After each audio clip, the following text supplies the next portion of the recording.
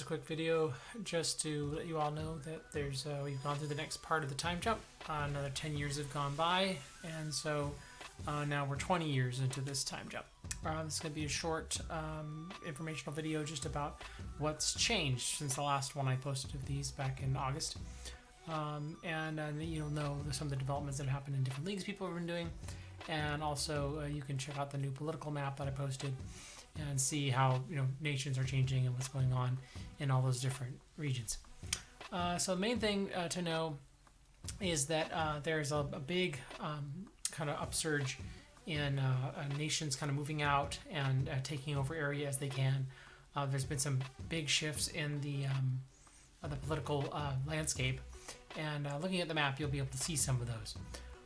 Some of the things that are pretty obvious in terms of the developments that are be hard to really miss are like the Mists of Shabrax, which I was talking about last time, was really expanding out, starting to stomp out all of the Frost of Starless Night, and they kind of did that, but then due to a big conflict with some characters that went up to the Illinos Plateau to kind of complete this plot arc that's been going on for years involving the Shabrax, the demon. They confronted Shabrax and kind of had this kind of showdown, and discovered some things about their history of Illinos, some of the ancient betrayals that have been made between different deities and gods, and how that had kind of maybe led to some of these conflicts that had caused maybe Shabrax to exist in the first place. And they're still sorting all that out, but the long and the short of it is that Shabrax was exorcised and sort of solved, and the Mists of Shabrax are no more. Now the Frosts were still kind of hanging on, and there's still little pockets of them, but mostly they're gone as well. So Illinos kind of rushed up and started trying to take over the Illinos Plateau, which is now called the Illinos Highland Canyons, because of all these huge fissures and rifts, which have sort of formed canyons now that there's no mists and frosts there. So next to them, there's a new little province you'll see that's the Reedman Free Peoples, and Reedman sort of broke off and became its own little city-state, and decided to become sort of try to be a democracy. They're attempting to do this, but they're sort of struggling with a lot of religious groups sort of taking over the area and sort of trying to dominate the area. So there's kind of a conflict right now in that area between the new fledgling democracy and a theocracy, and they're sort of vying for both. Stonehammer has expanded out, really solidified its control, and is sort of helping this new democracy as needed to kind of help, support itself. Illinos has said that it's okay for that group to sort of exist, and that group, the Reedman group, of course, has said we don't need permission to exist. We're a democracy. So there's a kind of an interesting development that we'll see what happens. A few other little city-states have propped up, like Dagdomain, the province up near Dagdioth, now exists and is like a country all on its own, sort of trying to solidify. Still has struggles with different groups within it trying to take it over, and kind of who's really in control is somewhat disputed in terms of what, and its goals are but somewhat disputed. But there does seem to be some interesting developments here with the Dagdomain group and their interaction with the Legions of Kagol. Over this last 10 years, they seem to have I guess, for lack of a better word, picked a fight with Legions of Kagol. No, people aren't necessarily sure what it was that happened, but something happened that really sparked a really strong, aggressive approach of the Legions of Kagol towards Dagdomain, the province, and they've been heavily at war with each other over this 10 years. Legions of Kagol has been putting all kinds of effort into trying to destroy the Dagdomain province, and it hasn't really succeeded, which is lucky for Dagdomain, but they have used up a lot of resources trying to fend off this attack, and it's not known to, I wouldn't be common knowledge why they put so much energy into this, or what it was that they have, what's causing this feud between them, but it may just be a difference of beliefs, or it could be something different. Other things that would be pretty obvious. Black Spires has been, sort of reaching out, taking over land. they're very factional too. On the map you'll see I haven't broken them up into their different factions by political region, but you'll at least be able to see kind of what territory they're controlling, and they are really at each other's throats a lot. There's a lot of conflict within Blackspire, different groups trying to kill each other off.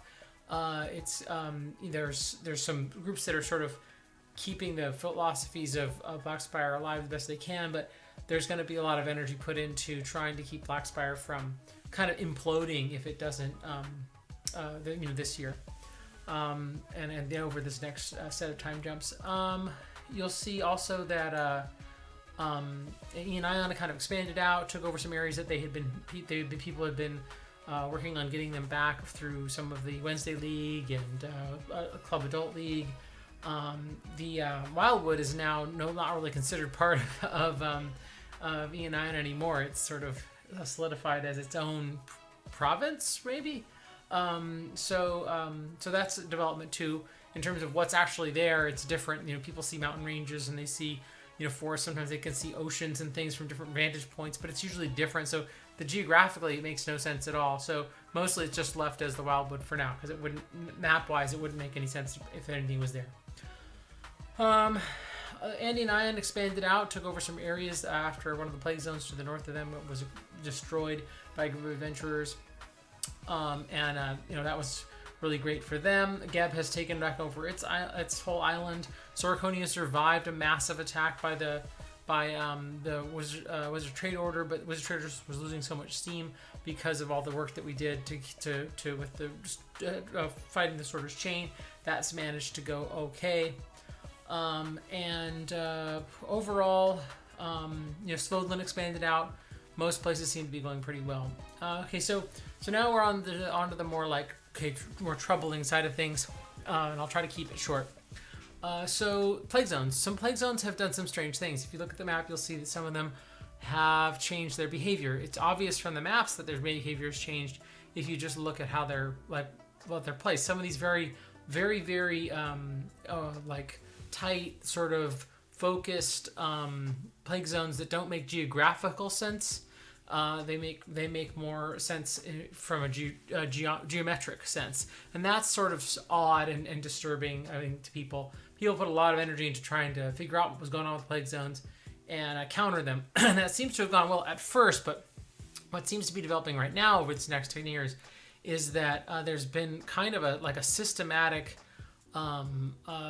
attacks on everyone who goes out and tries to destroy plague zones.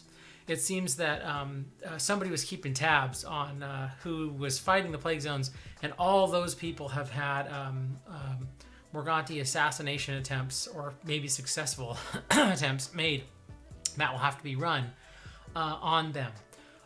There seems to be a very strong effort by unknown forces, but we assume they're vampiric, to root out and annihilate all the groups that have opposed the plague zones in the past.